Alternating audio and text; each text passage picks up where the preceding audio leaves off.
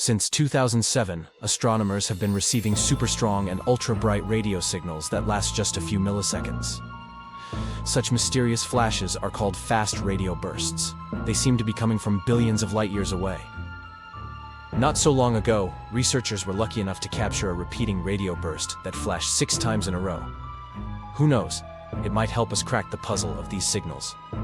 But hold on, it's just the first mystery on our list. If nuclear pasta does exist, it's the strongest material in the entire universe. Formed from the leftovers of extinguished stars, this substance is squeezed into spaghetti-like tangles of material. It can break, but only after you apply 10 billion times the pressure needed to shatter steel. That single, high-energy neutrino that hit Earth in 2017 wasn't extraordinary on its own. Scientists observe such neutrinos at least once a month. But it was the first one to arrive, carrying so much information about its origin that astronomers could actually point their telescopes in the direction it had come from. They found out that the neutrino had been flung at our planet around 4 billion years ago by a flaring blazar, a supermassive black hole at the center of a galaxy. Saturn's moon Hyperion is one of the most bizarre-looking moons in the solar system, but its appearance isn't the strangest thing about it. This pumice stone-like rock, pockmarked with countless craters, is also charged with static electricity which is flowing out into space. Lost in space and drifting through galaxies, rogue planets were once flung away from their parent stars. But one of them, 200 light-years away from Earth, is different from the rest. It's a planet-sized object with a magnetic field 200 times stronger than that of Jupiter. This field is so powerful that it generates flashing auroras illuminating the planet's atmosphere. When a team of astronomers at Louisiana State University first spotted this star, they were totally baffled. The object, nicknamed Tabby's star, dipped in brightness at irregular intervals and for odd periods of time. Sometimes the difference in brightness reached 22%. Could it be due to the activity of some alien megastructure? Unlikely. The main theory claims that the star is surrounded by an abnormal ring of dust, which causes the darkening. DJI-SAT-1 galaxy is as big as the Milky Way, but it's nearly invisible because its stars are spread out incredibly thinly. But what makes the galaxy so unique is that it's sitting all alone. Unlike other galaxies of this kind, which are usually found in clusters. It can mean that DJI-SAT-1 was formed in a different era, probably a mere 1 billion years after the Big Bang. If it's true, the galaxy is a real living fossil. Massive objects curve light so much that it can distort the images of objects behind them. When astronomers used the Hubble Space Telescope to detect a quasar from the early universe, they used their discovery to calculate the expansion rate of the universe. Strangely, they discovered that, currently, it was much faster than it used to be. That finding contradicted other measurements. We still don't know if our theories are wrong or if something bizarre is going on in our universe. Neutron stars are ultra-dense collapsed cores of giant stars. They usually emit X-rays or radio waves. But in 2018, astronomers discovered a weird stream of infrared light. It seemed to be coming from a neutron star 800 light-years away from our planet. This signal was probably generated by a disk of dust surrounding the star. But this theory hasn't been proven yet. Haumea, a dwarf planet orbiting in the Kuiper Belt, has a bizarre, elongated shape and 2 moons. The day on this planet lasts 4 hours, making it the fastest spinning big object in our solar system.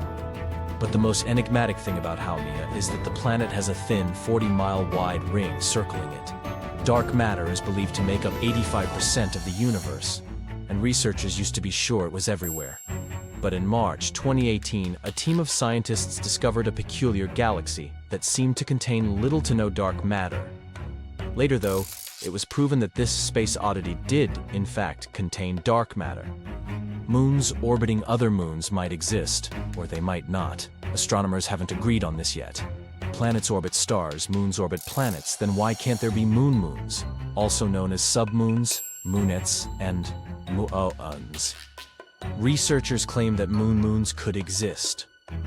But the host moon has to be massive enough, the moon small enough, and there must be a wide gulf between these moons and the host planet.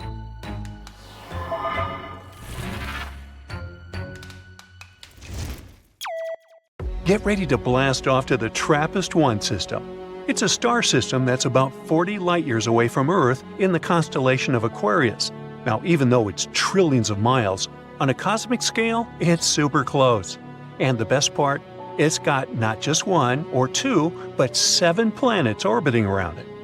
After the discovery of this system, these planets became so famous, they're basically like the Kardashians of the exoplanet world. Why? Because they're all pretty similar to our Earth, and some of them are in the habitable zone, which means they could potentially have liquid water and maybe even support life. They orbit a red dwarf. Now, red dwarfs are like the little siblings of stars, but don't let their small size fool you. They pack a punch. They're the most common type of star in the universe. They make up more than 75% of all stars in just the Milky Way alone. These stars are like the cool kids at the stellar party, because usually all the planets like to hang around them. Just like our red dwarf, TRAPPIST-1, who became home to a whopping 7 rocky planets. Talk about a crowded house. They're even better than our sun, the yellow dwarf, because they're a bit more laid back.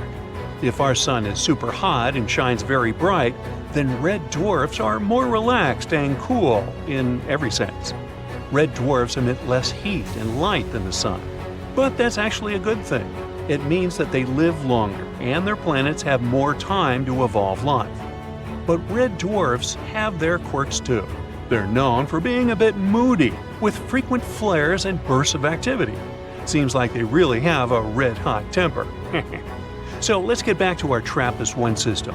All of the planets there are very close to their star. They could all fit within the orbit of Mercury.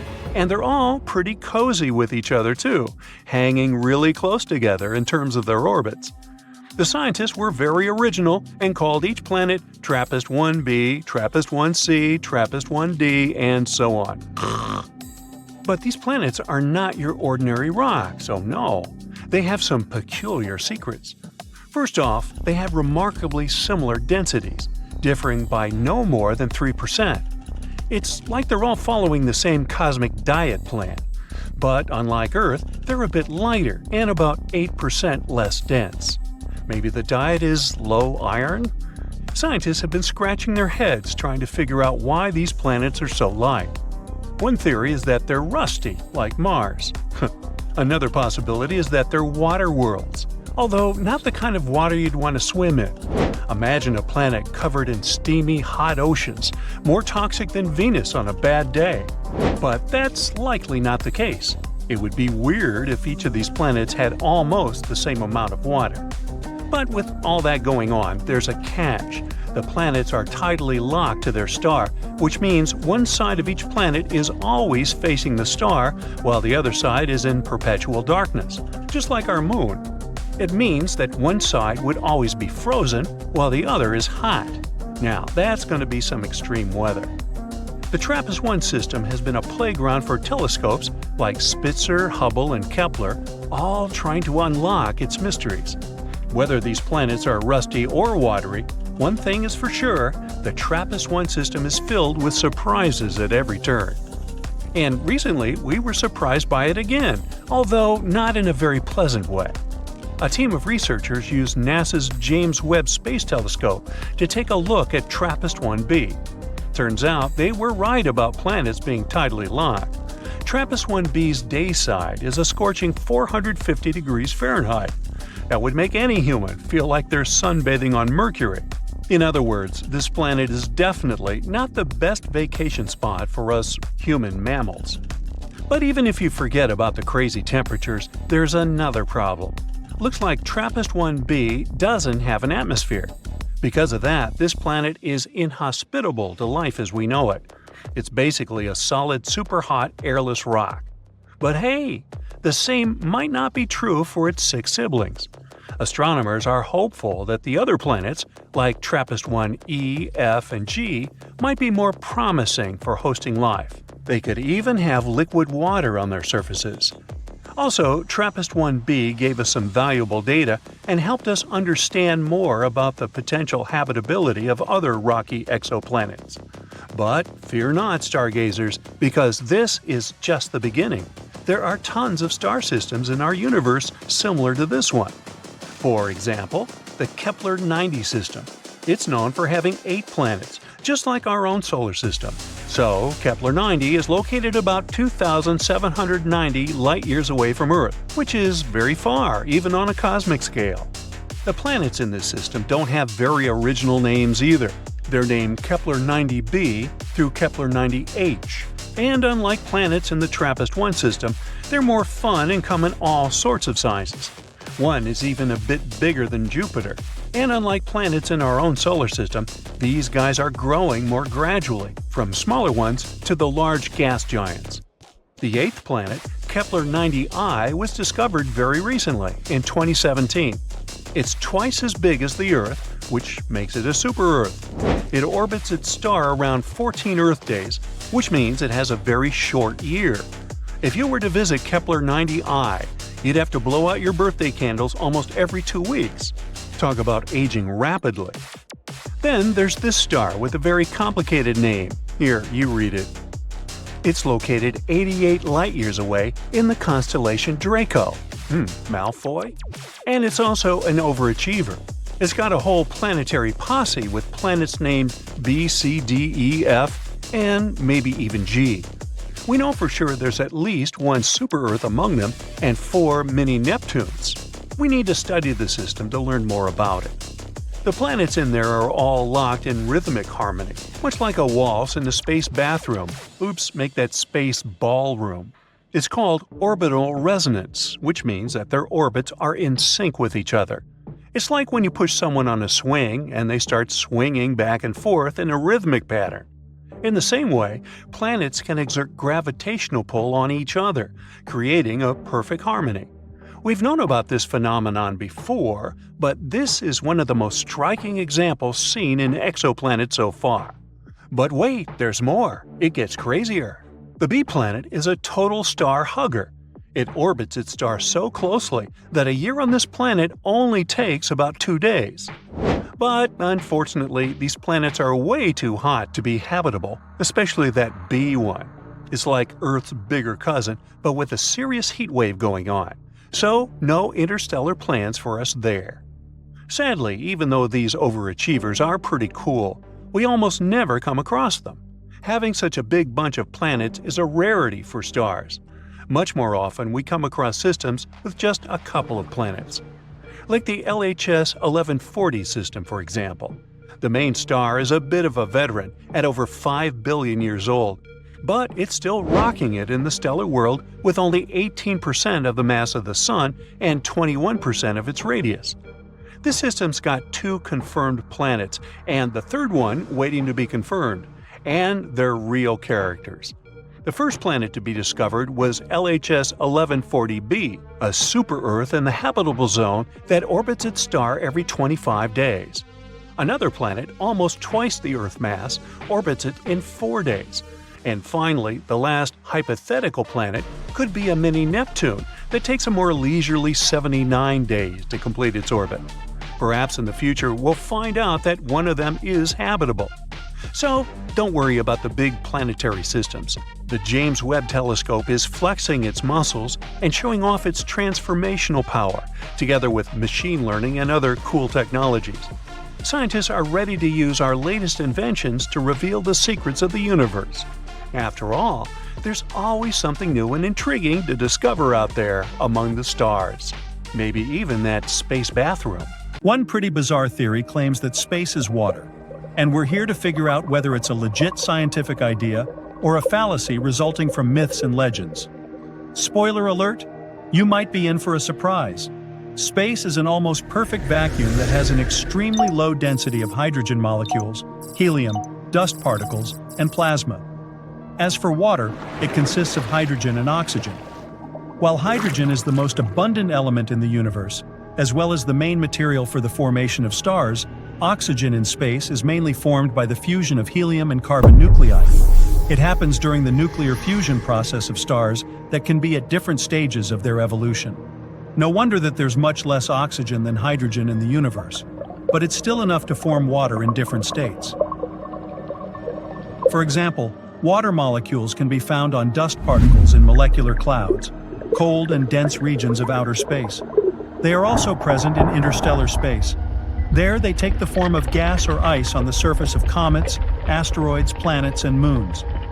The surface of some satellites of Saturn and Jupiter are covered with ice crust under which there's probably liquid water. Venus and Mars have gaseous and liquid water in their atmospheres. On our home planet, water covers more than 70% of its surface. In other words, space is filled with water, but it's distributed extremely unevenly. Interestingly, people started to compare space to water long before they found out what the cosmos was actually made of. The very theory that space is water dates back to the times before the current era. For example, some ancient civilizations believed that the ocean was a portal to space. Of course, in the physical sense, there's no direct connection between these two. But both represent a huge space with different mysterious inhabitants which people have been trying to study for a long, long time. People in the past believed that the ocean and stars were linked. Thousands of years have passed. People have mastered sea navigation, but we still haven't solved all the mysteries of the deep sea. Just like we don't know all that much about space. What giant monsters can be hiding in its depths?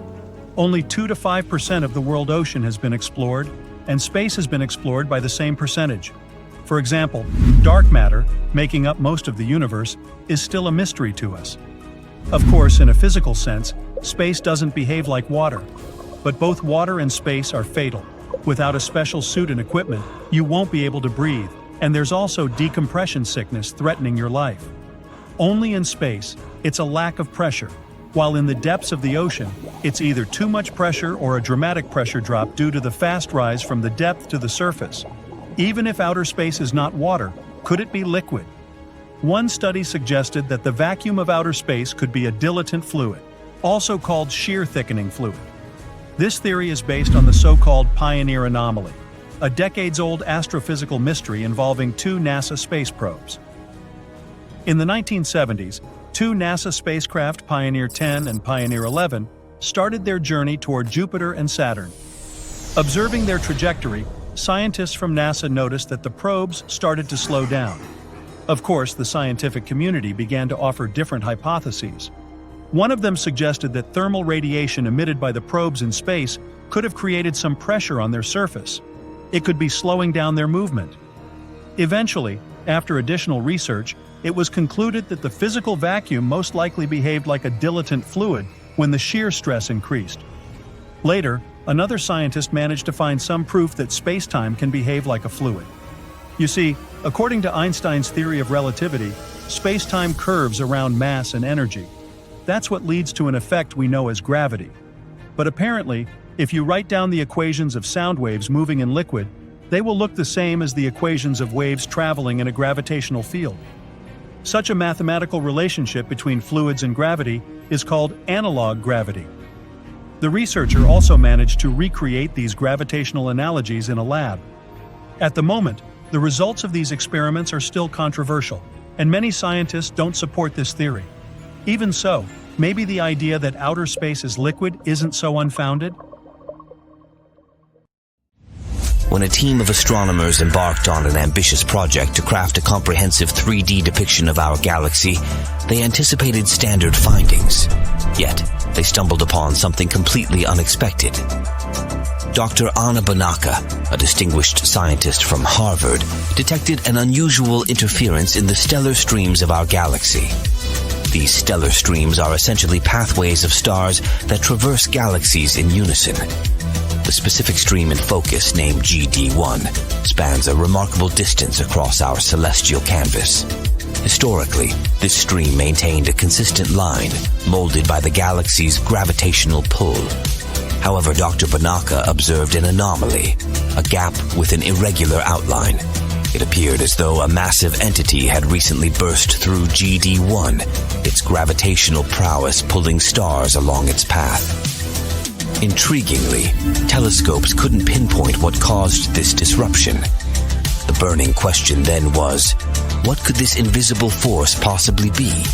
I hope this unknowable force doesn't stop you from clicking the subscribe button, giving it a like, and hitting the bell. Your support is very important.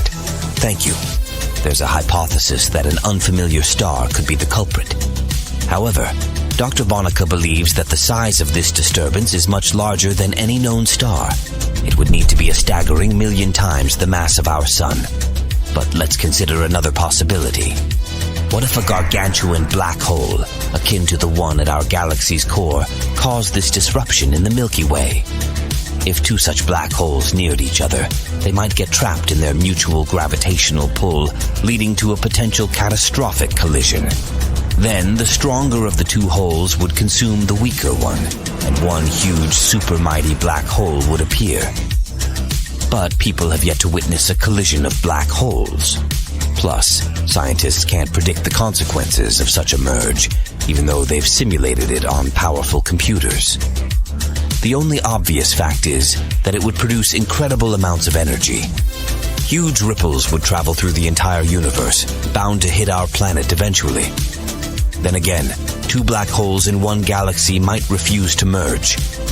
Imagine this. A supermassive black hole hundreds of millions of times the mass of the Sun is spinning in the center of the Milky Way at a phenomenal speed. Another spinning black hole approaches ours. What do you think will happen? Right. One of the holes, most likely the intruder, will get kicked out and sent hurtling away like a frisbee flying through space.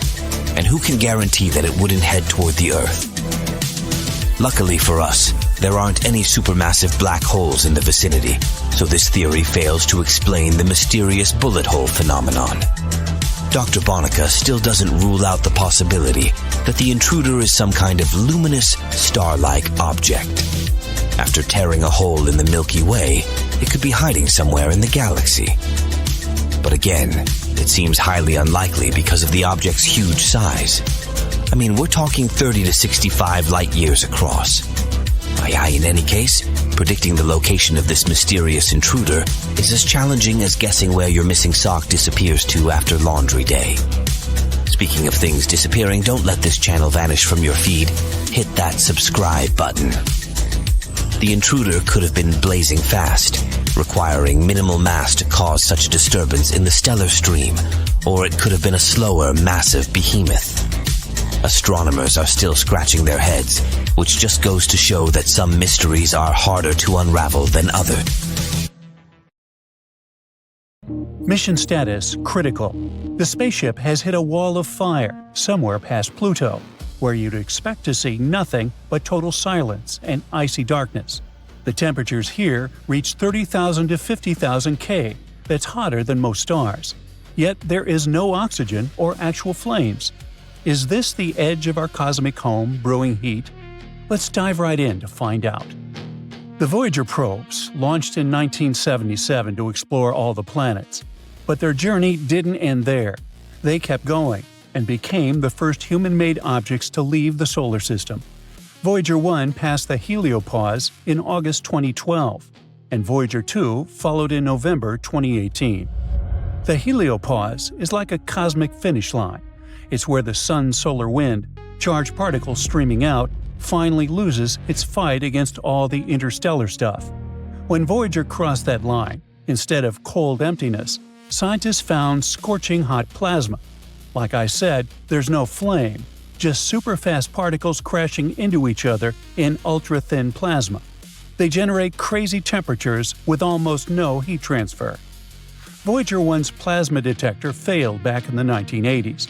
But two other instruments recorded a sharp drop in solar particles and a surge in cosmic rays. Plus, there was a big distortion in the magnetic field.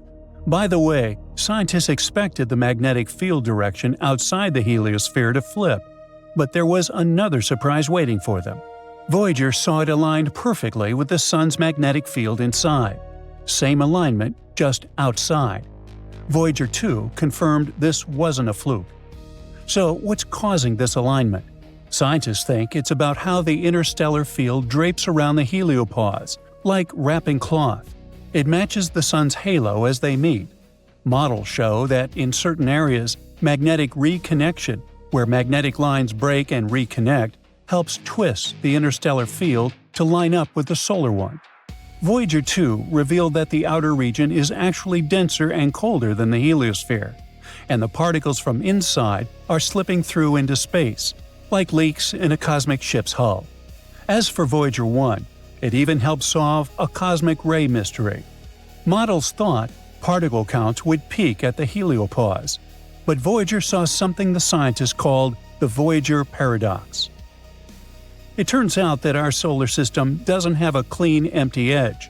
It has a shockingly hot, magnetic, and complex boundary where the sun's influence meets the galaxy. Voyager has proven that space isn't just static and cold. It's dynamic, turbulent, and unpredictable. We've cracked open the curtain and peeked at the weirdest frontier humans have seen, and we're still not even halfway through the story. Voyager 1 started acting strange back in November 2023. Its flight data system, which is like the spacecraft's brain, started sending a repeating pattern of gibberish. Normally, this system bundles up all the science data and engineering stats, like temperatures, voltages, and the spacecraft's heartbeat, and sent it to Earth in ones and zeros. But suddenly, the messages made no sense.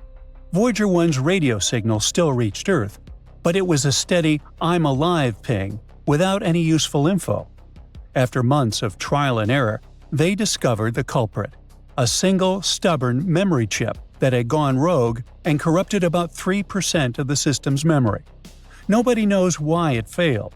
Maybe it was just worn out after 4 decades, or a high-energy particle from deep space hit it like a cosmic bullet. Since they couldn't replace the chip, NASA engineers had to pull off some scientific magic to fix this 46-year-old gadget. They divided the missing code into pieces and carefully moved them to other memory spots on the spacecraft. A radio signal takes 22.5 hours to reach Voyager 1, and another 22.5 hours to come back. So, NASA engineers were sending messages into the void and waiting almost 2 full days to see if it worked. On April 20th, Voyager finally responded with readable, coherent data. It was like getting a text back from a friend who's been ghosting you for months. Except this friend is 15 billion miles away, floating at the edge of the solar system. Voyager 1, as well as its twin Voyager 2, was originally meant to last only 5 years. Both have gone through many challenges over their long journey. For example, a 7-month blackout in 2020 for Voyager 2, and a 2023 antenna mishap that required a shout command to get it pointed in the right direction. But despite all that, they're still working hard and sending back extremely important data. Voyager 2 zoomed past Uranus back in 1986 and sent us pictures and data from billions of miles away. After looking at that data, scientists thought Uranus wasn't giving off much heat, which is weird for a giant planet. But now, thanks to years of spacecraft observations and fancy computer models, researchers have found Uranus does have its own internal heat. It's just subtle, only about 12.5% more than the sunlight it gets. That means the planet is slowly shedding leftover heat from its birth, like a giant cosmic radiator cooling down after a superhot childhood.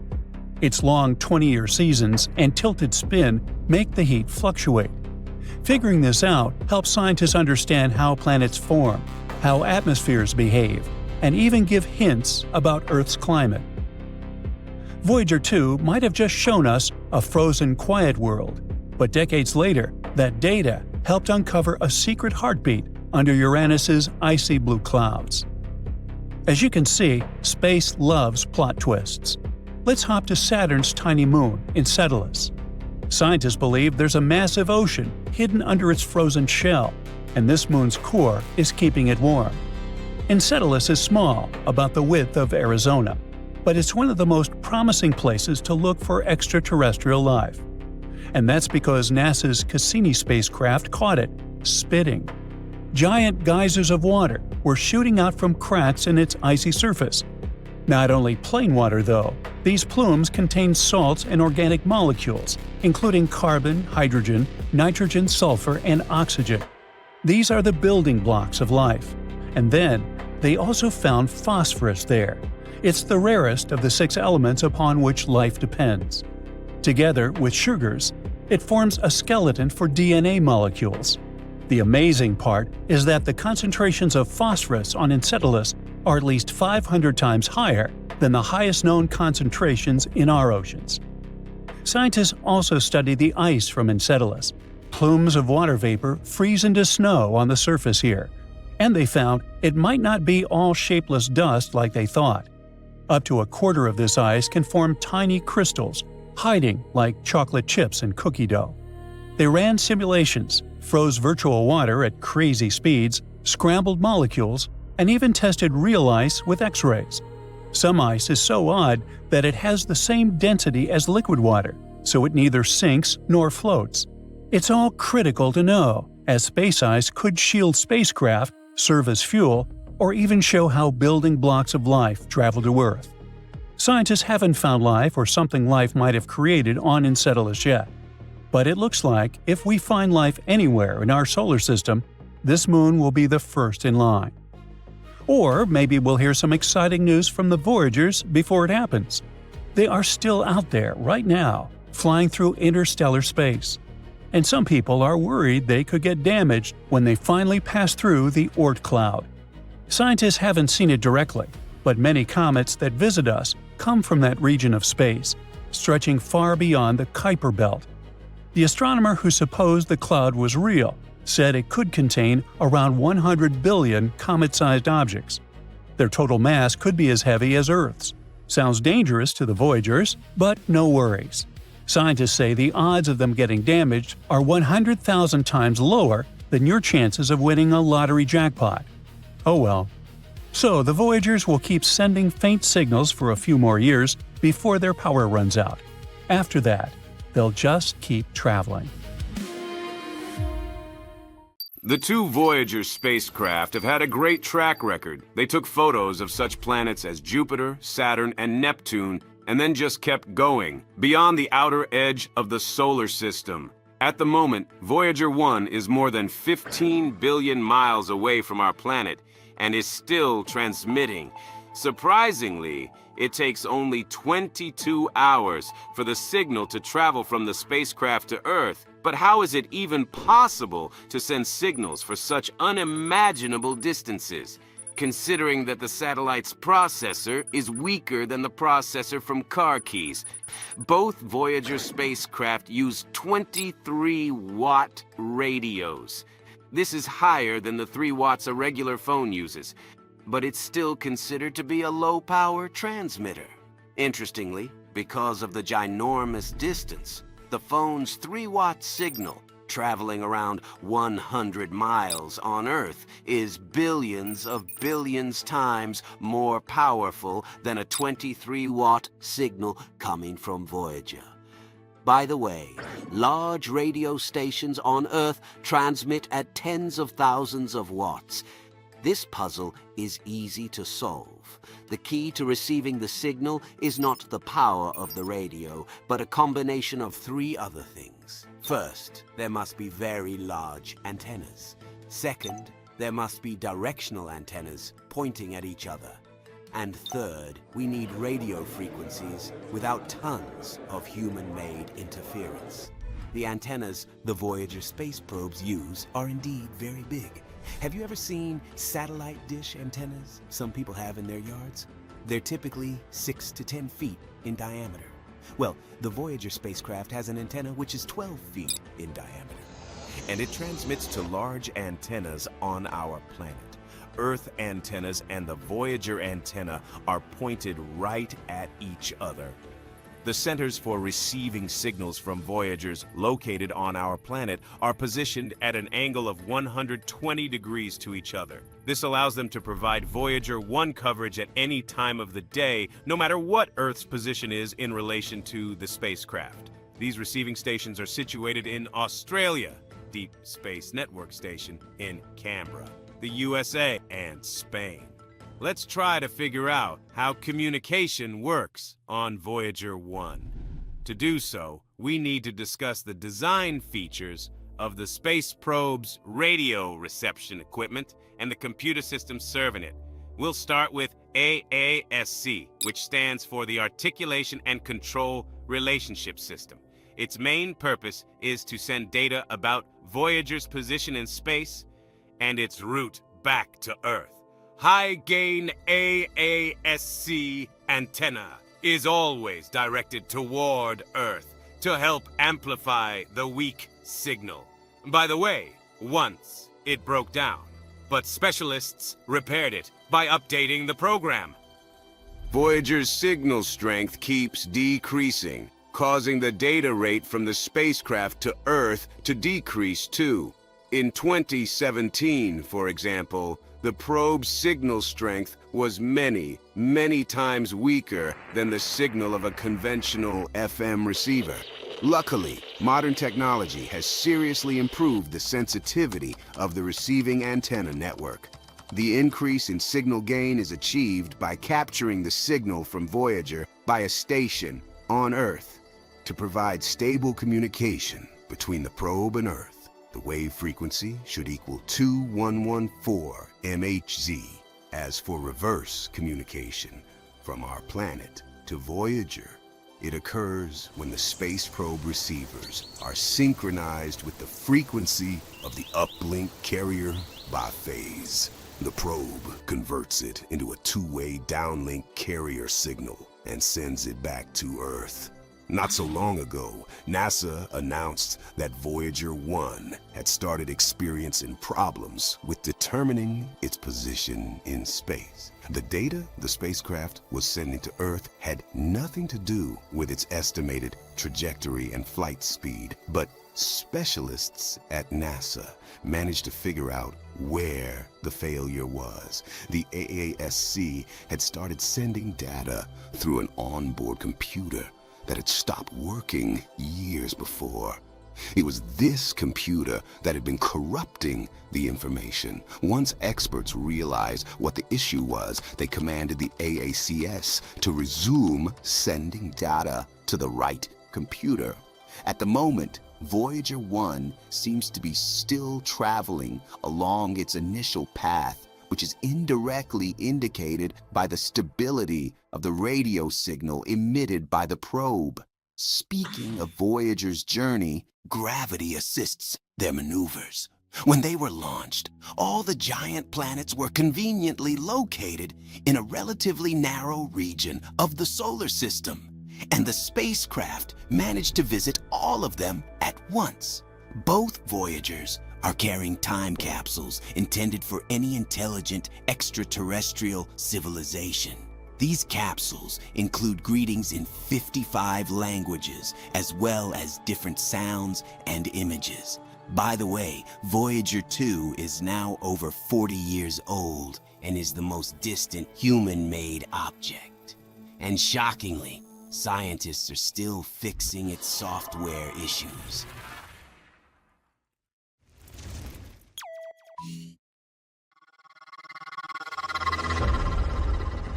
The James Webb Space Telescope is about to begin investigating astounding light shows happening on one of the giants of the solar system, Uranus. These mysterious lights have been puzzling scientists for a long time, and for a good reason. The main goal of the $10 billion space telescope will be to explore in greater detail the processes creating polar light shows over different planets. Auroras are familiar to people on Earth. We have stunning northern and southern lights, which can be observed along the poles of our planet. They're generated when charged particles streaming from the sun's solar wind hit our planet's protective magnetic field called the magnetosphere. These particles then travel down magnetic field lines and interact with particles in the atmosphere of our planet, creating glowing lights. Auroras have been spotted over other planets in the solar system before. Theoretically, they should be able to occur around any planet with an atmosphere and magnetic field. However, not much is known about extraterrestrial light shows. Currently, we know very little about auroras on Uranus. This is an ice giant with an atmosphere that consists of water, ammonia, and methane. It was just last year, after 3 decades of investigation, that a research team confirmed an infrared aurora around Uranus. Due to a collision with a roughly Earth-sized space body that occurred in the past, Uranus is tilted at a 97.77-degree angle. In other words, its poles are oriented almost directly toward and away from the Sun, and its auroras are positioned around the area that would normally be the equator for any other planet in the solar system. Along with observing auroras on Uranus, researchers will also try to find the answer to an intriguing question. Are auroras responsible for keeping this icy planet warmer than expected? The temperatures of all the gas giant planets in the solar system, including Uranus, are hundreds of degrees above what they should be if these planets were only warmed by the sun. The big question is, what makes these worlds so much hotter than expected? One theory suggests that auroras could be the reason.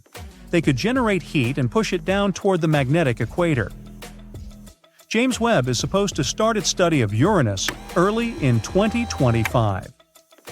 The telescope is going to capture images of the ice giant over a single planet's day. It lasts around 17 Earth hours. Hopefully, it will allow the research team to map auroras across a whole rotation of the magnetic field of the planet.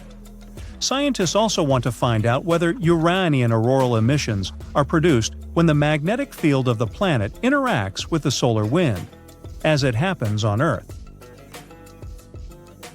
Another theory states that charged particles might be coming from sources within the planet, similar to how Jupiter produces its auroras. On the largest planet in the solar system, charged particles trapped in the magnetic field around the planet spiral inward toward the north and south magnetic poles, producing auroras. Another aurora researching project involves gas giant Saturn. Astronomers are going to observe this planet's northern auroral region for an entire Saturnian day, which lasts 10.6 Earth hours. This will allow the team to monitor how the temperature in that region changes as Saturn rotates. By examining Saturn's atmospheric auroral energies for the first time, experts hope to find out more about the sources of charged particles driving the planet's auroras. Some of Saturn's auroras might be caused by swirling winds within the planet's atmosphere. This previously unknown mechanism of triggering atmospheric light shows hasn't been seen on any other planet before. Saturn is actually one of the windiest planets in the solar system, with wind speeds reaching almost 1,120 miles per hour near the equator. These powerful winds seem to be responsible for the planet's variable rotation rate, which makes it difficult for astronomers to figure out how long the day lasts on the ringed planet. Perhaps one of the most perplexing aspects of our solar system is the fact that not every planet is a lovely solid sphere like our Earth. Some are almost entirely made of gas. If you visited Jupiter, you wouldn't be able to stand on its surface. You'd likely fall through its gaseous layers, all the way down to the planet's core. You'd have to survive an incredible amount of pressure before hitting its potentially rocky core. Whatever the case, mysterious gas orbs have always intrigued scientists.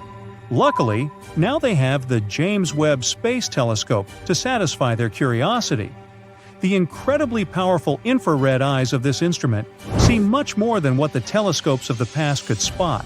And recently, a team of researchers announced they may have noticed something interesting about the dynamics of gas giant formation. All thanks to James Webb. Soon, we might be able to answer how long gas giants have to form around their parent stars before all the gas around those stars fades away. At the moment, it seems like this period of time isn't too long, but there are some nuances. The team used the Webb telescope to probe the disk wind. This name doesn't really refer to any kind of wind. Instead, it refers to the process of gas leaving a disk around a star.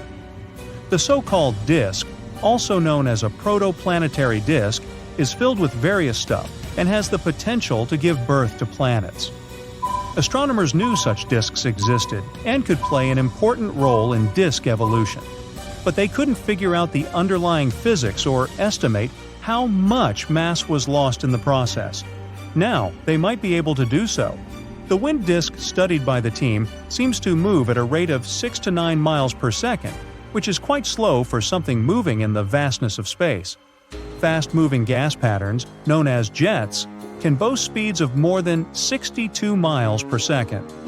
The researchers haven't come to any specific conclusion about how long gas planets have to form before depleting protoplanetary disk gas completely. But based on their preliminary calculations, it might take about 1,100 years. Even though it sounds like a really long time for us Earthlings, in astronomical terms, it's an incredibly short timescale. For comparison, a protoplanetary disk can live for 5 to 10 million years. One of the main difficulties in examining disk-wide movements is finding a protoplanetary disk. But our solar system doesn't have any. All our planets are formed and complete, including gassy ones. That's why the team found another target, a disk around a young, low-mass star called T-Chi. This star, lying 350 light-years away from Earth, is quite interesting in its own right. It has a large dust gap in its disk. It's thought to be created by a planet or planets, consuming all the material on its way around the star. Such a gap may suggest that the star has budding planets orbiting it. It's also old enough for those nascent worlds to munch on parts of the disk itself. It might be what we know as the transition stage, moving from a protoplanetary disk to a solar system-like structure. So, the perfect disk subject was found. It was time to track some neon, a peculiar gas great for disk exploring. It's one of the gases that are more likely to exist in protoplanetary disks. Plus, neon spits out electrons at pretty modest temperatures, which makes it easier to spot. After examining the region with the help of the JWST, scientists concluded that neon was indeed coming from further away from the star. But that was not all. Along with neon, the team found argon. It has been seen in several protoplanetary disks before, but its traces have never been this strong. Some senior researchers thought it wouldn't be possible to see them so clearly, but thanks to James Webb, and after vigorous tests, the results were confirmed. These results are a small but crucial step in understanding more about the mind-boggling nature of gas planets. The James Webb Space Telescope has recently discovered 2 candidate exoplanets, orbiting their host white dwarf stars. Those are collapsed husks of once great stars. Why is this discovery so exciting? First of all, because these alien planets strongly resemble the largest gas giants in the solar system, Jupiter and Saturn.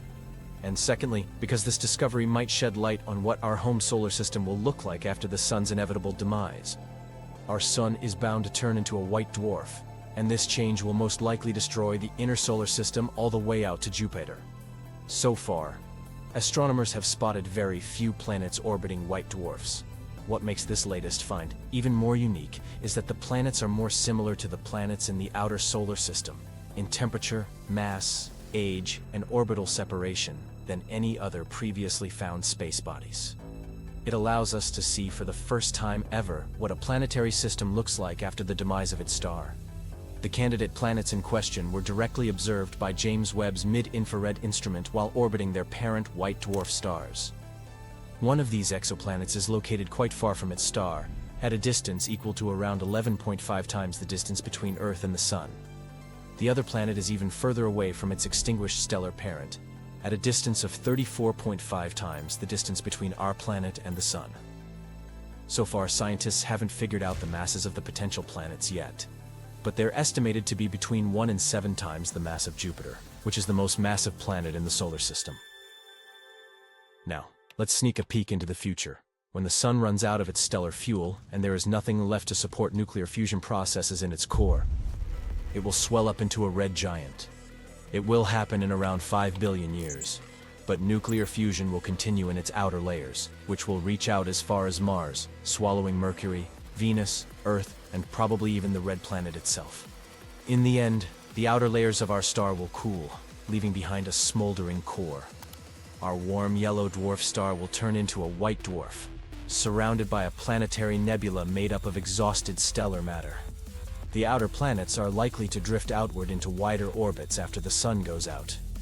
It means that the newly discovered candidate planets might have orbital separations, similar to the ones Jupiter and Saturn will have in the distant future, and if astronomers confirm these space bodies, they will provide us with direct evidence that such planets as Jupiter and Saturn can actually survive the demise of their host star. researchers have also discovered an interesting fact about the white dwarfs themselves. Apparently, they're polluted with elements heavier than helium and hydrogen. Astronomers call such substances metals. This finding could hint at what might happen to the celestial bodies in the asteroid belt, stretching between Mars and Jupiter after the sun goes out. Scientists have a suspicion that giant planets, like our Jupiter and Saturn, might cause metal pollution by hurtling asteroids and comets into the surfaces of their stars. The existence of such planets makes the connection between this kind of pollution and planets stronger. And since 25 to 50% of white dwarf stars experience this kind of pollution, giant planets must be common around white dwarfs. It means that 5 billion years from now, Jupiter and Saturn might be hanging out there in the darkness of space, tossing asteroids at the sun's lifeless body. By the way, about 97% of all the stars in our home Milky Way galaxy will become white dwarfs with time. That's because most stars are not massive enough to turn into anything other than white dwarfs when their lives come to an end.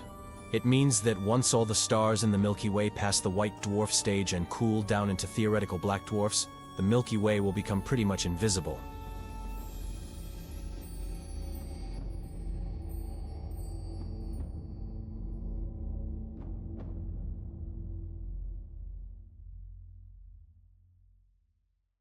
The James Webb Space Telescope has recently discovered the oldest black hole ever found. It's an ancient monster as massive as 1.6 million suns, and it's lurking 13 billion years in the past at the center of an infant galaxy. This supermassive black hole appeared a mere 440 million years after the beginning of the universe. But it's just one of the countless black holes that inflated to terrifying scales during the dawn of the cosmos. It's the period about 100 million years after the Big Bang. That's when the young universe started to glow for a billion years. This discovery of the universe's oldest black hole can provide astronomers with the answers to some vital questions. For example, how could these space whirlpools balloon in scale so fast after the universe began? Or how did they appear in the first place? You see, black holes in the early universe couldn't grow as quietly and steadily as many modern black holes do. They were bound to experience some peculiar formation and growth. At the same time, closer to the present day, black holes are believed to be born from the collapse of ginormous stars. They grow by munching on gas, dust, stars, and other black holes non-stop. The friction created in the process makes the material, spiraling into a black hole, heat up, and it emits light that can be detected by our telescopes. To spot the oldest black hole, scientists used two infrared cameras, the JWST's mid-infrared instrument and near-infrared camera. They used the camera's built-in spectrographs to break down the light it had been recording into its component frequencies. While examining the results, they discovered unusual spikes among certain frequencies. It could only mean that the hot material around a massive black hole was beaming out faint traces of light. One of the most popular explanations for how ancient black holes grew so rapidly is that they appeared after sudden collapses of colossal gas clouds. Or they could form as a result of merges between clumps of stars and black holes. There's also a possibility that some of the oldest black holes could have been seeded by hypothetical primordial black holes. Those are believed to have appeared moments after the universe began, but their existence hasn't been proven yet. In any case, this most recent finding of the ancient black hole is extremely important because the formation of galaxies and the appearance of black holes go hand in hand. Every normal-sized galaxy that we know of has a black hole at its center. But even though such black holes are massive and can weigh millions and billions of solar masses, they are still tiny in comparison with their home galaxies. A supermassive black hole usually reaches less than 1% of the mass of a regular-sized galaxy and has a volume that is billions of times smaller. And still, somehow, supermassive black holes can influence galaxies, controlling the formation of stars for billions of years. The thing is, black holes exert an enormous gravitational pull on their surroundings. Any gas, dust, and stars that come too close to a black hole find themselves trapped. A lot of material crams into the space around the black hole and heats up, because that's what materials do when compressed. Soon, everything around the black hole flattens into a thin disk, which is called the accretion disk, and starts swirling around the black hole. Astronomers believe that this process is behind the mysterious relationship between black holes and their host galaxies. It's a connection between the mass of the supermassive black hole and the velocity dispersion of the gas in the galactic core. This cycle also controls the rate of star formation, which is a crucial element of the evolution of galaxies. If this delicately balanced process goes off kilter, the outflows from black holes can get too strong, not only heating the gas in a galaxy, but also removing it altogether. And then, the formation of stars doesn't simply slow down, it stops completely. Major galactic merger events can lead to such dramatic consequences because too much material falls into the central black hole too fast. The Hubble and James Webb Space Telescopes cooperate to explore space. Their observations complement each other and provide us with a broader view of the universe. But there are some significant differences between these two space explorers. Let's compare them. Currently, James Webb is the largest and most technically advanced telescope we've ever built.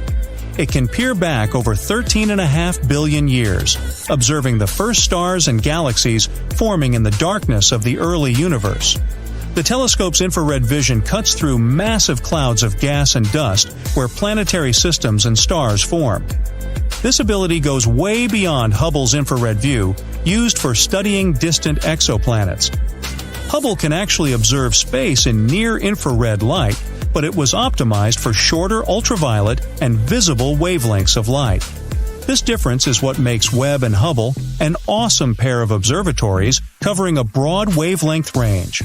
Both Hubble and Webb are reflecting telescopes, which means that they use curved mirrors instead of lenses to gather and bend light to their numerous instruments. And still, these two have some obvious differences. Hubble observes the universe from an orbit just above Earth's atmosphere. That's why it needs to block stray light coming from the sun, as well as sunlight reflected by Earth and the Moon, from entering the telescope. To accomplish it, the forward assembly of the observatory is wrapped in an insulated, aluminized Teflon light shield. This gives the telescope its tube shape. As for James Webb, it has a large, multi-layered sunshield that looks nothing like Hubble's light shield. And still, it serves the same purpose.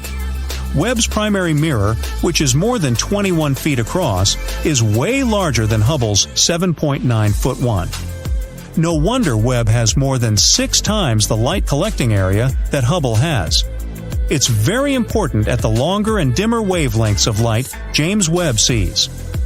You see, the universe is constantly expanding, and light from distant objects gets stretched when it travels to Earth. Shorter, bluer wavelengths of light stretch toward longer, redder wavelengths. That's why distant objects that look bright in blue or ultraviolet light turn red or redshifted once their light reaches Earth. They also get way dimmer. Webb's primary mirror gathers more of this dim, redshifted light, giving us clear views of objects 100 times fainter than what Hubble can see. Hubble is optimized to see ultraviolet and visible light. That's why its primary mirror doesn't need to be as cold as Webb's. More than 200 thermal sensors keep Hubble's instruments at optimal temperatures. An array of heaters warms the back of Hubble's primary mirror. That's where the observatory's science equipment is located. This part needs to be stiff and thermally stable. So Hubble's heaters maintain a temperature of 70 degrees F. As for Webb, it needs to be much colder than Hubble to capture those faint infrared wavelengths of light. The problem is, unlike visible light, we can't see infrared light with our eyes. But we can feel it because it's heat, or thermal radiation. When you turn your face toward the sun, you feel warmth. That's what thermal radiation is. To be able to capture the remains of the heat from objects so insanely far away, Webb needs to be extremely cold, minus 364 degrees F. To maintain this temperature, the telescope needs to shield itself from the infrared radiation coming from the sun, Earth, and the Moon. That's why it has to be way farther from our planet than Hubble. Hubble orbits Earth 326 miles above the surface of the planet, but Webb orbits the Sun with Earth around 1 million miles away from home. From its perspective, the Sun, Earth, and the Moon are always in the same part of the sky. It allows the observatory's enormous sun shield to block the light coming from these space objects and keep the telescope cool. The gravitational forces of Earth and the Sun also make it convenient and easy for the telescope to hold its orbit. Webb only needs an occasional modest rocket thrust to keep its steady orbit. As for Hubble, due to its close proximity to Earth, it needs to deal with a dent in our planet's magnetic field. This dent is called the South Atlantic anomaly, and it collects charged particles from the Sun. It tends to cause communication disruptions and problems with electrical systems. Hubble has to pass through this region 10 times every day, staying there for nearly 15% of its time. In 2017, a strange object was spotted in our solar system. It had the shape of a long tube, similar to a pancake. No known asteroid or comet we've seen looks like that. Its exterior was also peculiar. It was at least 10 times more reflective than the average stuff that flies through space, with some saying it had a surface similar to polished metal. When it went past the Sun and left our reach, it accelerated faster than what our gravity could account for. At first glance, it was like this thing had a rocket strapped to its back. This unusual visitor even got a special name, Oumuamua. It comes from Hawaiian and translates to scout or visitor from a faraway land. And because of its characteristics, scientists soon began to wonder if this was at last a visit from otherworldly creatures. Before they went full-on with the science fiction suppositions, astronomers gathered the information they were sure about, starting with the fact that Oumuamua must have come from another solar system. There must have been some unfortunate event in its home system that led to its ejection. What they didn't know was that this was a comet or asteroid. They're both celestial objects orbiting a sun, but they have distinct compositions and behaviors. Comets are composed primarily of ice, dust, and rocky material, often referred to as dirty snowballs. When a comet approaches the sun, the heat causes the ice to vaporize, releasing gas and dust particles into space.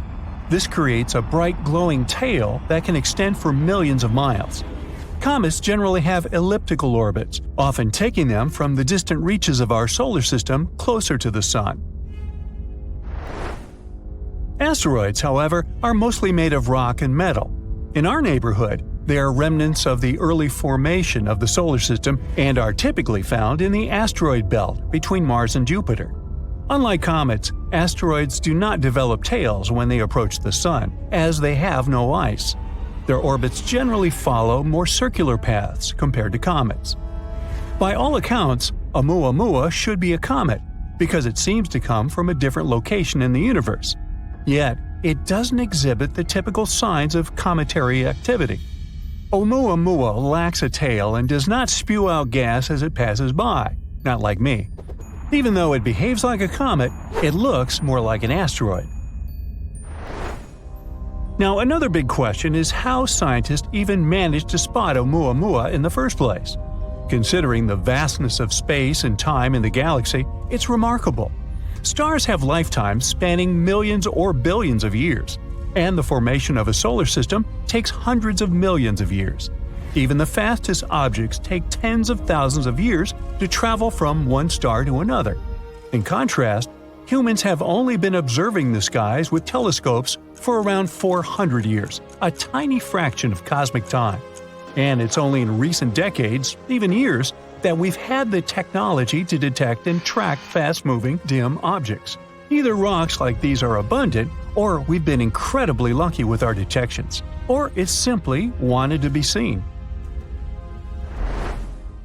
Now, another question that was asked was where such objects could come from.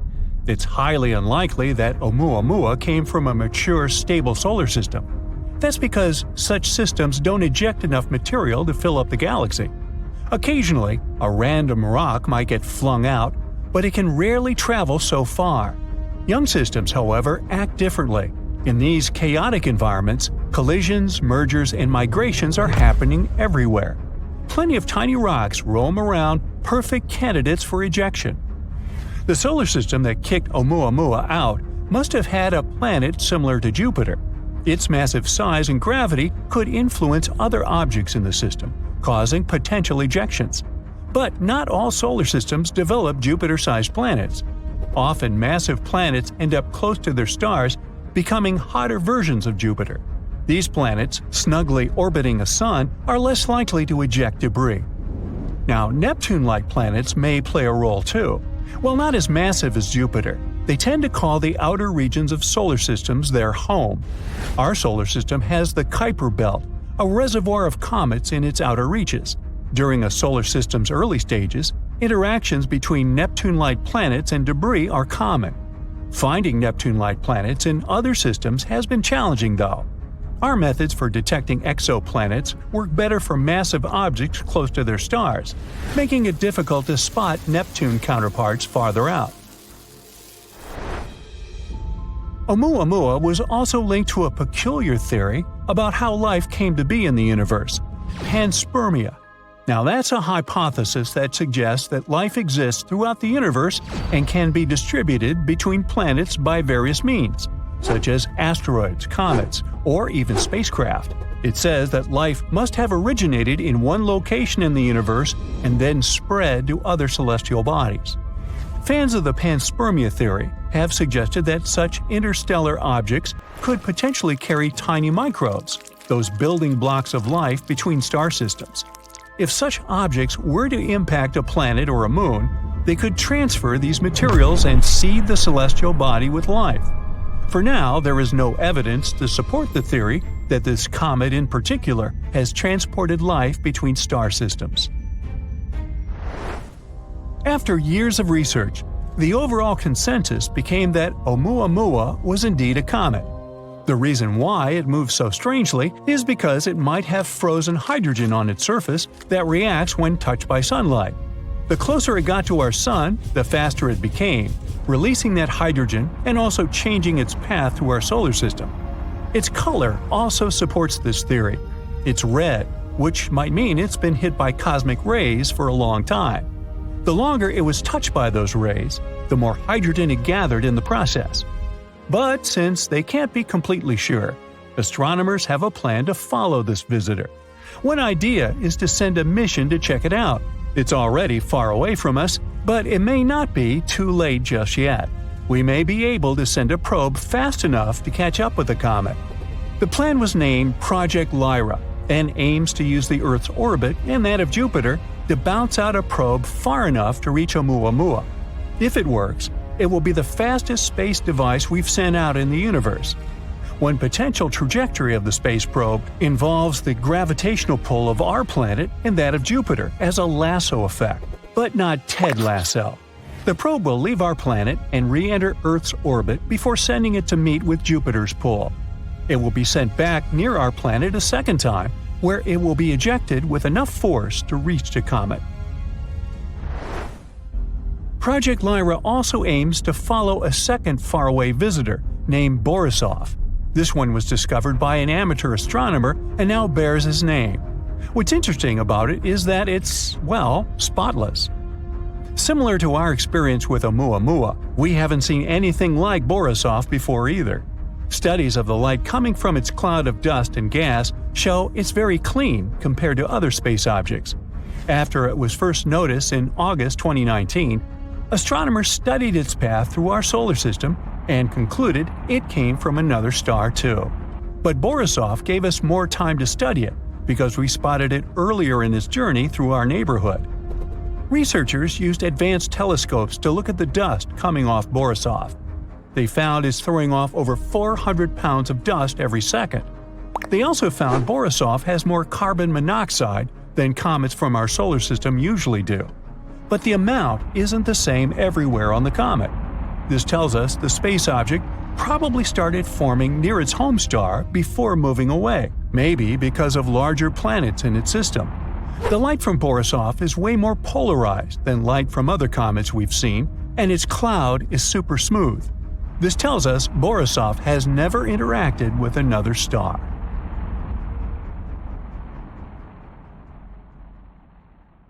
A sound from space? When up there in space, no one can hear you talk, laugh, or scream. Or at least that's how the saying goes. People can't hear anything in space due to its condition. Still, if you have the right conditions, like the hot gas that surrounds the black hole located at the center of Perseus, space can be quite noisy. That's the galaxy cluster 250 million light-years away from us. Researchers caught an actual sound of space, waves rippling through the plasma gas in Perseus. They first realized black holes generate acoustic signals in 2003, but this is the first time they brought these signals to the human ear, and wow, this sounds terrifying. Canyons filled with liquid on Titan. Almost a decade ago, NASA spacecraft discovered deep canyons on one of Saturn's moons, Titan. They're about a half-mile wide and they kinda look like the Grand Canyon, but they're filled with liquid hydrocarbon. This was the first time we came upon evidence of canyons and channels filled with liquid on Titan. Our solar system is full of small particles and bigger rocks that circle the sun, the same way as planets. Sometimes it happens, some of them change trajectory, which is why falling pieces of debris strike the planets. Most of the meteorites and comets originate in our solar system. Some from the asteroid belt between Jupiter and Mars, while others come from the Kuiper belt, that's located beyond the orbit of Neptune. But 5 years ago, scientists found something unusual, a red, elongated floating space rock called Oumuamua. It could be more than 3,000 feet long, but its size still wasn't the most impressive part. It was the first interstellar object we saw passing through our solar system.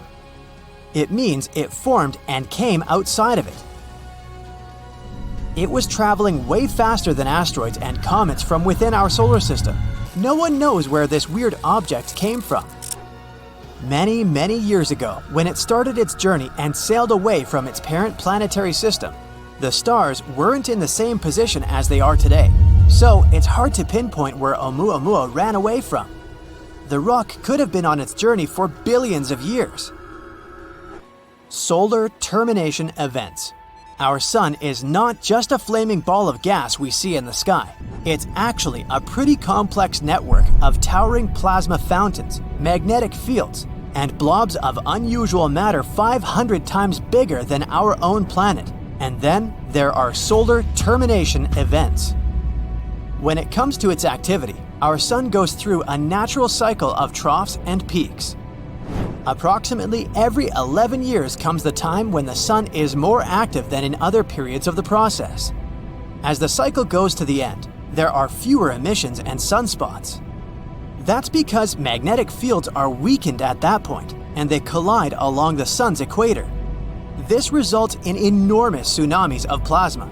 They pass across the solar surface for weeks. These are the most powerful storms in our solar system.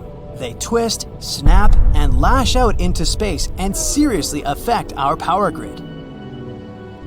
As they wake, large spots start to form on the sun, close to strong magnetic field lines. Usually, that's when the cycle begins all over again. No one still knows why exactly they form. Also, we're not sure if this only happens at the end of the cycle, and knowing more about this could help us prepare for raging solar storms better. Tsunamis on Mars. It appears the shorelines under the Martian surface formed because of two enormous tsunamis. Mars has something that's probably the longest landslide in our entire solar system. The rocks rolled down the mountain probably billions of years ago. They fell into the water and caused a gigantic wave that rushed across the Martian landscape. As the tsunami was getting bigger, the rocks scraped all along the solid ground beneath them, and these sandy waves left their prints on the shoreline, not so close to Olympus Mons. That means it's possible the waves traveled a couple of 100 miles. This supports the theory that Mars once had an ocean hidden below its dry desert surface. Sure, Oumuamua was cool because it was the first object we've seen coming from outside of our solar system. It's past us now, so it's not possible to study it anymore. But something else came from outside our solar system after Oumuamua. A comet called Borisov. It came with a tail over 100,000 miles long. Teams got the first images of Borisov in 2019. A bright white glow was surrounding it. And that was one of the first signs where scientists realized this comet wasn't from our solar system. They tried to collect as much information as possible because they remembered how quickly Oumuamua got away. Borisov came from a freezing place as cold as the Kuiper Belt. One theory says it may have originated around a red dwarf, which is the most common type of star in our galaxy, the Milky Way. But unfortunately, Borisov was also very fast. So fast that they only managed to see it a couple of weeks before it passed by our planet. By now, it's almost out of our solar system. Finding new planets is always such a thrill, just like it was in 2017 when a group of researchers discovered Super Earth. It's an exoplanet, which means it orbits a star outside of our solar system. This one has a mass almost 3 times that of our planet, and it's only 21 light-years away. It orbits M dwarf star, and it manages to make a full circle in only 2 weeks. So that's how long the year is on this planet. It's closer to its star than Mercury is to our sun. But M dwarf stars are cooler than our sun, so it's possible this planet still has water. Super Earth is generally a term for planets that are lighter than ice giants such as Uranus and Neptune, yet more massive than Earth. They can be made of rock, gas, or even a combination of both. The one they discovered in 2017 is especially interesting because this type of planet can also hold some form of life. Leroy Chiao is an astronaut who commanded the International Space Station back in 2005. This one time, during his final spacewalk, some pretty unusual lights caught his eye. It looked like 5 lights flying near him. They were in the shape of a pyramid, since one light was a bit further ahead. Chiao immediately called one of the crew members who was also out there at the same time, taking a spacewalk. He asked his colleague if he saw the flying objects, but apparently he didn't. Researchers were intrigued by this story, so they examined satellite images to see if that was the thing Chiao saw. One of the options was that Chiao had seen fishing boats off the coast of South America. With bright lights, they wanted to attract squid. But since it was twilight time, the rotation of our planet may have made them appear to fly by. Neutron stars slamming into each other. After a massive star comes to its end in a strong supernova explosion, its core falls apart. Then it forms the densest form of matter we know about in the whole universe, called a neutron star. In only a couple of the first few seconds after a regular star begins transforming into a neutron star, the energy there is equal to the total amount of light all stars in the universe emit. At least the part we can observe, which is still a lot. It's hard to determine their real size, but picture it this way. The length of Manhattan with 1.5 times the mass of the Sun. If a star here were any denser, it would just collapse and form a black hole. Scientists captured 2 of these stars colliding a couple of years ago, and such impacts are extremely powerful. They create gravitational waves that lead to a ripple in space-time, but they produce heavy elements like platinum and gold. This terrifying but very much real image emerged just recently. In it, you can see something that looks like it belongs in a science fiction movie. From far above Earth, aboard the International Space Station, an astronaut captured something astonishing over Louisiana. A gigantic jet blasting upward straight into the sky. It looks as if Earth is sending a signal skyward. Can science explain this eerie phenomenon? Apparently, it can. This energy blast is called a gigantic jet, and it's one of the rarest and most powerful kinds of lightning we know about. Unlike regular lightning, which strikes down toward the ground, Gigantic jets shoot up from storm clouds, and they can stretch for more than 50 miles into the sky. Sometimes they even reach the ionosphere, the layer where Earth's atmosphere starts blending into outer space. To give you an idea, space officially starts around 62 miles above sea level, and the ionosphere stretches from about 50 to 400 miles up. Shockingly, scientists have only known about gigantic jets for about 20 years, and we're still figuring out exactly how they work. One theory is that something inside the storm cloud blocks the lightning from escaping downward. So all this pent-up energy looks for another way out and ends up blasting upward into the sky. But honestly, we still don't fully understand why it happens. Gigantic jets are also extremely rare. Scientists think that they happen only around 1,000 times a year on the entire planet. And when they do happen, they carry a lot of energy. We're talking more than 50 times the power of a normal lightning bolt. The strongest gigantic jet ever recorded happened in Oklahoma in May 2018. It was intense, reaching a temperature of 8,000 degrees Fahrenheit and releasing about 60 times more energy than regular lightning. In other words, it was a huge burst of electricity flying straight into the sky. Most of the photos we have of gigantic jets come from satellites or astronauts on the International Space Station. But a few have also been captured from airplanes flying over storms. The latest jaw-dropping image was taken on November 19, 2024, by an astronaut aboard the ISS. At first, the picture wasn't released by NASA or any space agency, but one photographer, known for tracking and photographing rare lightning events, found the photo by accident. He was browsing through a NASA-run website called the Gateway to Astronaut Photography of Earth, which hosts photos taken by astronauts. There, he spotted images showing a giant lightning jet. Eventually, the photos were brought to public attention on February 26, 2025, and they've also been turned into a time-lapse video on YouTube. We still don't know exactly about the exact spot where the jet happened. Thick storm clouds covered the ground in the pictures. But based on where the ISS was flying at the time, the jet probably happened just off the coast of New Orleans. Speaking of other images of the gigantic jets, a photographer living in Puerto Rico was taking pictures of a storm moving through the area. That same storm would later grow into Hurricane Franklin.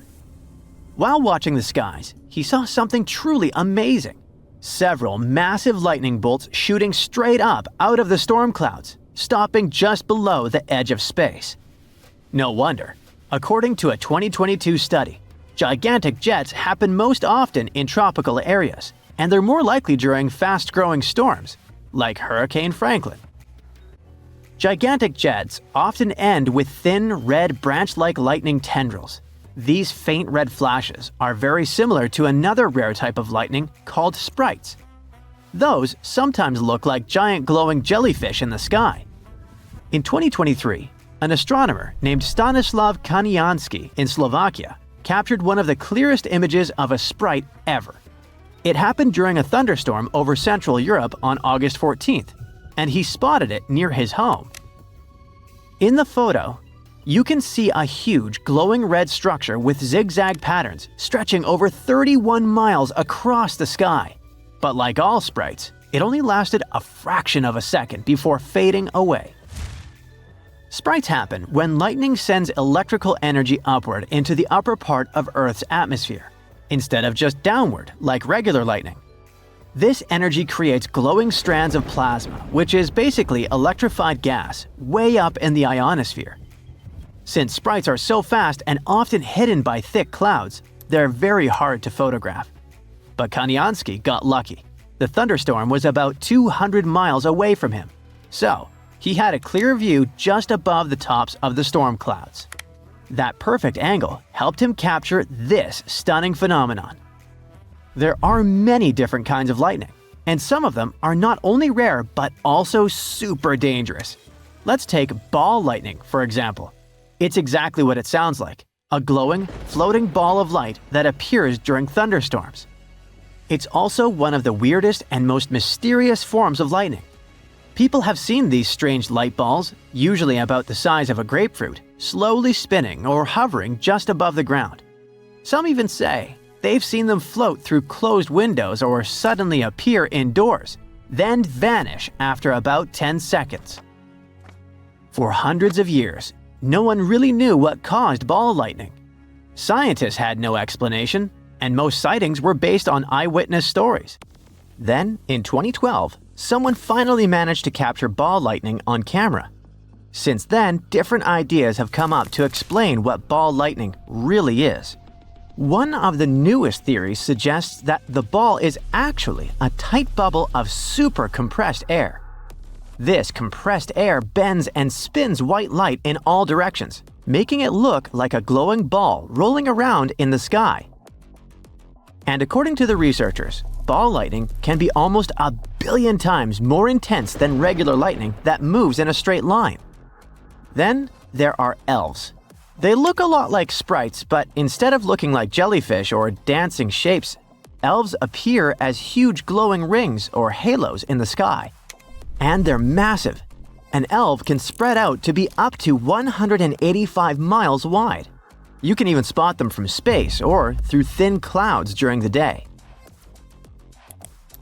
Dark lightning is probably one of the strangest types of lightning, and most people don't even know it exists.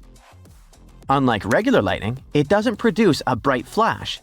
Instead, it gives off intense bursts of radiation, especially gamma rays, the most energetic form of light found in nature.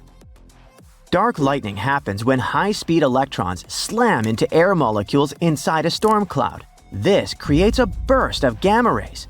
They're so strong that they can mess with satellites hundreds of miles away in space. In rare cases, when a plane flies through a thunderstorm, these flashes can hit the aircraft.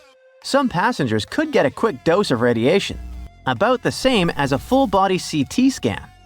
But worry not. Scientists say these occasions are extremely rare and not a reason to be afraid of flying. And finally, there's positive lightning. You see, lightning is still kind of a mystery, even for scientists. But here's the basic idea. Inside a storm cloud, tiny pieces of ice bump into each other and build up electric charges. Some become positive, others negative. Most of the lightning we see comes from the bottom of the cloud, where there are lots of negative charges. These reach down and zap the ground. But sometimes, lightning comes from the top of the cloud, where positive charges hang out. That's called positive lightning, and it only makes up about 5 to 10% of lightning strikes. Most of the time, those positive charges just zap other parts of the cloud. But sometimes, they shoot all the way down to the ground. That's why positive lightning can strike even when the sky looks clear, because it comes from way up high in the cloud, sometimes miles away from the storm itself. The scariest part is that regular lightning can reach about 300 million volts, while the charge of positive lightning can be up to 1 billion volts. That means positive lightning is much stronger and more dangerous.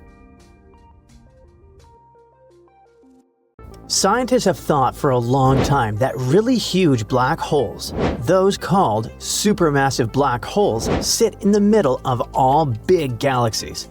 But for some reason, try as they might, they couldn't find one in a galaxy called the Southern Pinwheel Galaxy, aka Messier 83, or M83, a spiral-shaped galaxy about 15 million light-years away from us.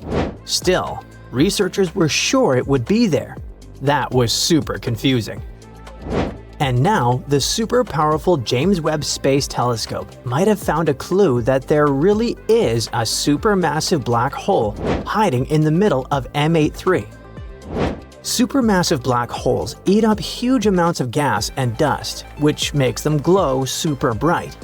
M83 didn't seem to shine, but could this glow be hidden by thick clouds of dust? Indeed, James Webb's amazing cameras have spotted clumps of special ionized gas that show up when a black hole is doing its thing, gobbling matter.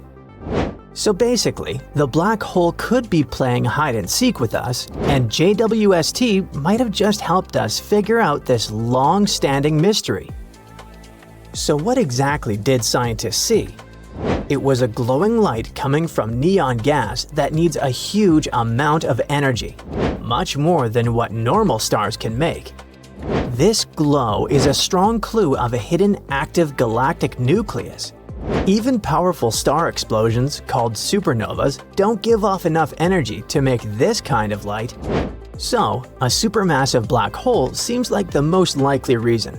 On the other hand, it's not the only possible reason. The glow might also come from shockwaves moving through the gas between stars, called the interstellar medium.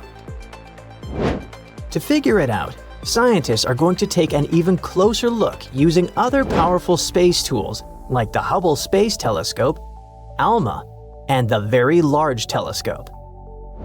At the same time, this discovery shows how amazing the James Webb Space Telescope is. Apparently, it can find things in space that were safely hidden from our eyes before. Another example is an impossible black hole it helped to detect. On second thought, this discovery might not be as astonishing as it seemed at first. Let's figure out this mystery together. The thing is, astronomers thought they had found a super hungry black hole that was eating stuff 40 times faster than it should. And that was something that didn't make sense with the existing laws of physics. That black hole, called LID 568, was spotted with the help of the James Webb Space Telescope. It was from the early days of the universe, having formed just 1.5 billion years after the Big Bang. So, at first, it looked like the ravenous black hole was eating way too much and way too fast. That would have made it grow really big really quickly, which was surprising for such an early time in the universe. But now, after looking again with the Webb telescope, scientists realized they had been wrong all this time. The black hole hasn't been breaking the rules at all. What actually happened was that thick dust got in the way and made it look like it was eating more than it really was. Here's how black holes normally work. When stuff falls into them, it gets super hot and shines brightly. There's a rule called the Eddington limit, which tells us that the most a black hole can eat is based on how big it is. If a black hole tries to eat more, the light it gives off pushes the stuff away, so it can't eat anymore. Some black holes can eat a little more than this rule says. This is called super Eddington accretion, but not as much as 40 times. And the first guess said that LID 568 was doing just that, breaking this limit in a big way. And then, the new study, published in April 2025, showed that the black hole was actually eating at a normal rate. The mistake came from not seeing clearly because of all the dust in space. It blocks and scatters light, making it harder for us to see the black hole clearly. So, in the end, our hungry friend turned out to be not so hungry and pretty normal. Kinda disappointing, right?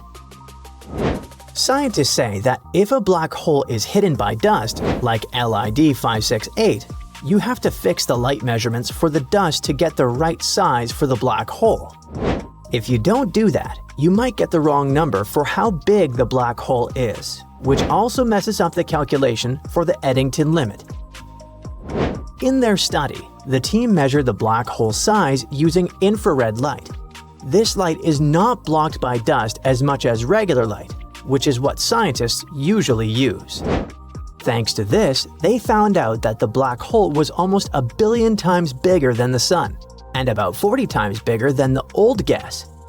With this new, bigger size, they could fix the calculation for the Eddington limit, which made it clear that the black hole wasn't as hungry and bizarre as they thought.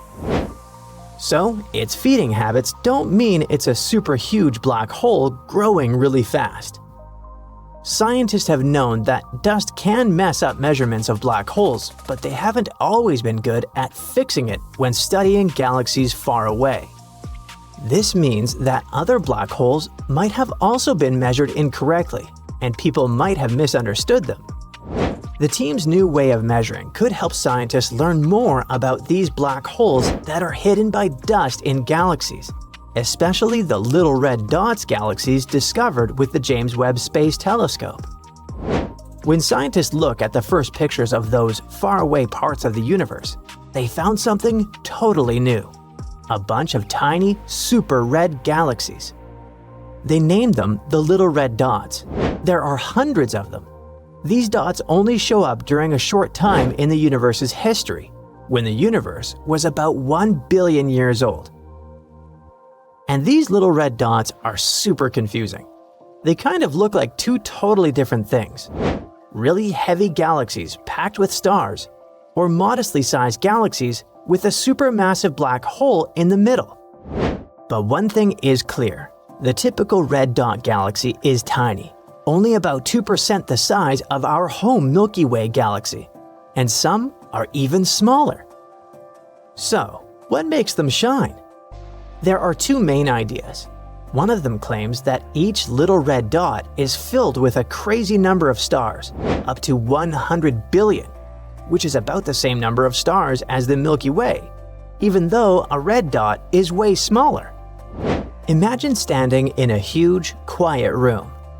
That's like space near our solar system. Now imagine that same room completely jam-packed with the whole population of a very large country. Super crowded. That's what the inside of a little red dot might be like. It could be one of the most crowded places in the universe. Scientists aren't even sure galaxies this packed can really exist. Another idea is that these red dots are small galaxies with a giant black hole in the center. Scientists can spot signs of black holes by looking at how gas swirls around them. It gives off a special kind of light. And in many little red dots, they've seen those signs. Now, here's the strange part. The black holes seem way too big for such tiny galaxies. Usually, a black hole is only a tiny part of a galaxy's weight, about 0.1%.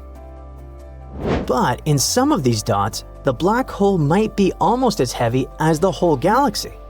That's really unusual, so scientists call those monsters overmassive black holes. And there's one more mystery.